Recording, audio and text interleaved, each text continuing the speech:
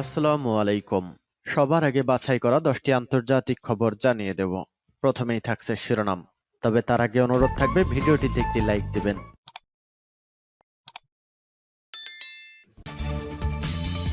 আরুরির সহযোদ্ধারা ইসরায়েলের জন্য দুঃস্বপ্নে পরিণত হবে। হামাসের হাতে চীনা হাতিয়ার দাবি ইসরায়েলের। ইসরায়েল নিশ্চিতভাবে অদৃশ্য হয়ে যাবে বলছে ইরানের প্রেসিডেন্ট। উত্তর গাজায় বোমাবর্ষণ বন্ধের ইঙ্গিত ইসরায়েলের। পাকিস্তানের নিষিদ্ধ ঘোষিত শিয়া বিরোধী গোষ্ঠীর নেতাকে গুলি করে হত্যা। এবং সর্বশেষ জানিয়ে দেব, কৃষ্ণ সাগরের উপরে ইউক্রেনের 6টি ক্ষেপণাস্ত্র ভূপাতিত। শুনছিলেন সংবাদ শিরোনাম, এখন বিস্তারিত।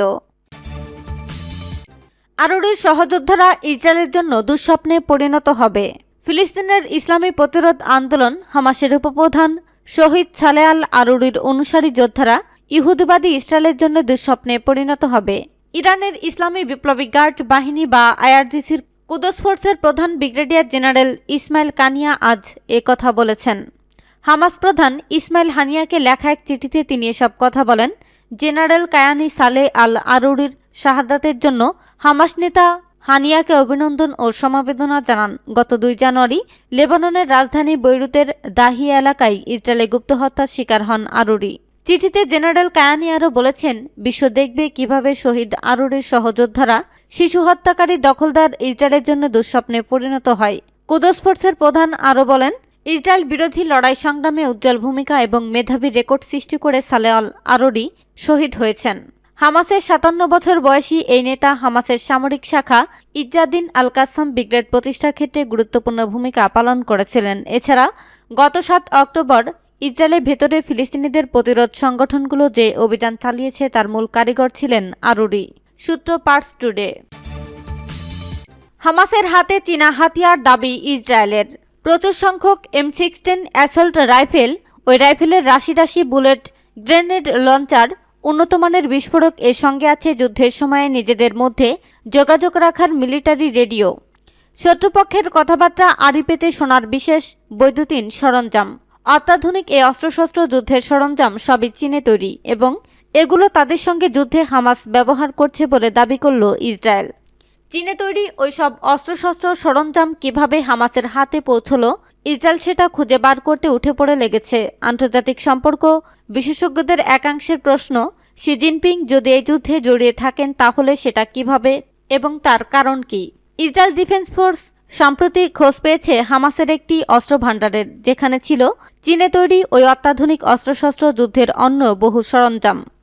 ইসরায়েলি ইন্টেলিজেন্স এর এক অফিসার বলেছেন, আমরা স্রেফ চমকে গিয়েছি, খুব বিস্মিত আমরা। যুদ্ধ শুরুর আগে চীনের সঙ্গে আমাদের সম্পর্ক খুব ভালো ছিল, তারপর হামাসের কাছে চীনের এই অস্ত্র ভাণ্ডার। আমরা এখন এই প্রশ্নের উত্তর খোঁজার চেষ্টা করছি যে হামাস কি চীনের কাছ থেকে সরাসরি এগুলো পেয়েছে। কারো কারো মতে ইরান হয়ে এগুলো হামাসের হাতে এসে পৌঁছে থাকতে পারে। ইসরায়েলের ওই গোয়েন্দা অফিসারের সংযোজন, ওইসব অস্ত্র ও যোগাযোগের যন্ত্রপাতি অত্যন্ত উন্নত মানের। এসব কিন্তু হামাসের হাতে আগে কখনো ছিল না। আমরা অবাক হয়ে যাচ্ছি এটা ভেবে যে এত আধুনিক মানের বিস্ফোরক ওরা পেল কিভাবে, বিশেষ করে এত বিপুল পরিমাণে। ইসরায়েলি গোয়েন্দাদের একাংশের দাবি, আড়িপাতার ও যোগাযোগের চীনার সরঞ্জাম গত 7 অক্টোবর হামাসের চালানো ভয়ঙ্কর রকেট হামলার সময় ব্যবহার হয়ে থাকতে পারে। হামাসের ওই হামলায় 1140 জন নিহত হন। হামাসের অস্ত্রভাণ্ডার নিয়ে চীন এখনও পর্যন্ত কোনো প্রতিক্রিয়া না দিলেও গাজায় ইসরায়েলের লাগাতার হামলার সমালোচনা বেইজিং আগেই করেছে। ইসরায়েল নিশ্চিতভাবে অদৃশ্য হয়ে যাবে বলছে ইরানের প্রেসিডেন্ট। ইরানের প্রেসিডেন্ট সাইদ ইব্রাহিম রাইসি বলেছেন, বিশ্বের দাম্ভিক শক্তিগুলোর কাছ থেকে নিরঙ্কুশ সমর্থন পাওয়া সত্ত্বেও ইসরায়েল নিশ্চিতভাবে একদিন অদৃশ্য হয়ে যাবে। ভুয়া ইসরায়েল সরকার অন্যায় ও অবিচারের মাধ্যমে টিকে থাকার চেষ্টা করছে, কিন্তু ঐশী প্রতিশ্রুতি অনুযায়ী অন্যায় ও অবিচারের কোনো স্থায়িত্ব নেই। শুধুমাত্র ন্যায় বিচার ও ন্যায়ভিত্তিক সমাজ ব্যবস্থা টিকে থাকবে। শনিবার ইরানের উত্তর পশ্চিমাঞ্চলের শহর জানজানে এক জনসভায় এ মন্তব্য করেন তিনি। রাইসি বলেন, 1979 সালে ইরানে ইসলামী বিপ্লবের মাধ্যমে একটি শাসন ব্যবস্থা প্রতিষ্ঠিত হওয়ার পর থেকে এদেশের বিরুদ্ধে পাশ্চাত্যের শত্রুতার কারণ ইরান নির্যাতিত ফিলিস্তিনি জনগণের পক্ষে দাঁড়িয়েছে। সমস্ত শত্রুতা সত্ত্বেও আমাদের ধর্মীয় শিক্ষা ও নীতি হচ্ছে বিশ্বের নির্যাতিত জনগোষ্ঠীর পক্ষে থাকা। তিনি বলেন, ইরানের স্থপতি ইমাম খোমেনি 4 দশকেরও বেশি সময় আগে নির্যাতিত ফিলিস্তিনি জনগোষ্ঠীর পক্ষে দাঁড়ানোর ঘোষণা দিয়েছিলেন। তিনি ইহুদিবাদীদের কবল থেকে জেরুজালেম আল কুদস শহর মুক্ত করা এবং ইসরায়েল সরকারের বিরক্তির আহ্বান জানিয়েছিলেন, যে নীতি তেহরান এখনও ধারণ করে। ইরান 4 দশক ধরে ফিলিস্তিনি জাতির অধিকার নিয়ে যে কথা বলে এসেছে, গোটা বিশ্ব এখন তা উপলব্ধি করতে শুরু করেছে। ইরানের প্রেসিডেন্ট বলেন, শুধুমাত্র ফিলিস্তিনের পক্ষে কথা বলার জন্য গত প্রায় 45 বছর ধরে নানা রকম শত্রুতা অন্যায় আচরণের শিকার হওয়া সত্ত্বেও নিজের অবস্থান থেকে এক চুলও সরে যায়নি তেহরান। সকল ষড়যন্ত্রের জাল ছিন্ন করে ইরান সামনের দিকে এগিয়ে যাচ্ছে বলে মন্তব্য করেন তিনি। সূত্র পার্স টুডে। উত্তর গাজায় বোমাবর্ষণ বন্ধের ইঙ্গিত ইসরায়েলের।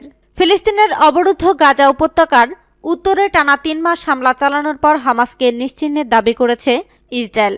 এমন দাবি করে সেখানে আর বোমাবর্ষণ না করার ইঙ্গিত দিয়েছে তারা। তবে উত্তর গাজায় বোমা হামলা বন্ধ হলেও দক্ষিণ গাজায় হামলা অব্যাহত থাকবে বলে জানিয়েছে ইসরায়েলি সেনাবাহিনী।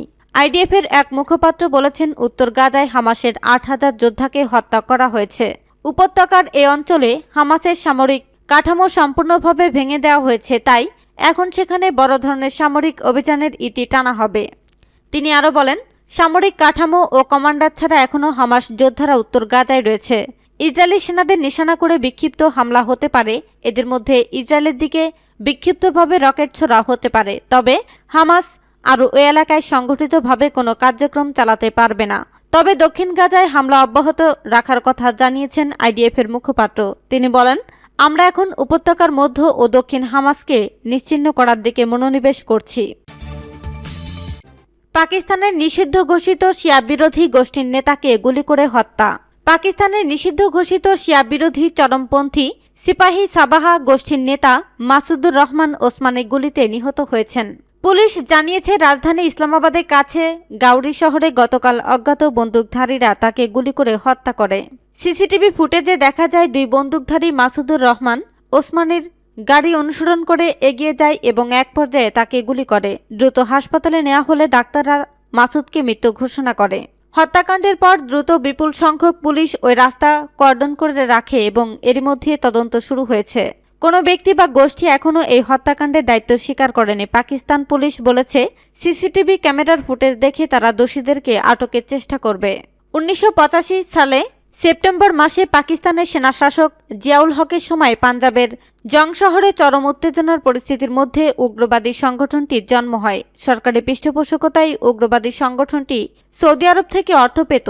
প্রতিষ্ঠার পর দ্রুতই সংগঠনটি শিয়া বিরোধী গেরিলা গোষ্ঠীতে পরিণত হয়। কৃষ্ণ সাগরের উপরে ইউক্রেনের 6টি ক্ষেপণাস্ত্র ভূপাতিত। কৃষ্ণ সাগরের উত্তর পশ্চিমাংশের রাশিয়ার বিমান প্রতিরক্ষা ব্যবস্থা ইউক্রেনের 6টি নেপতুন অ্যান্টিশিপ মিসাইল ধ্বংস করেছে। রাশিয়ার প্রতিরক্ষা মন্ত্রণালয় শনিবার এ তথ্য জানিয়েছে। 6 জানুয়ারি মস্কোর সময় বিকাল 5টায় কিয়েভ শাসনের দ্বারা রাশিয়ান ফেডারেশনের ভূখণ্ডে সাইটগুলির বিরুদ্ধে নেপচুন অ্যান্টিশিপ মিসাইল ব্যবহার করে সন্ত্রাসী হামলা চালানোর প্রচেষ্টা বন্ধ করা হয়েছিল। কৃষ্ণ সাগরের উত্তর পশ্চিম অংশে আকাশ প্রতিরক্ষা ব্যবস্থার মাধ্যমে 6টি ইউক্রেনীয় ক্ষেপণাস্ত্র শনাক্ত করা হয়েছিল এবং ধ্বংস করা হয়েছিল, মন্ত্রণালয় বলেছে। সূত্র তাস।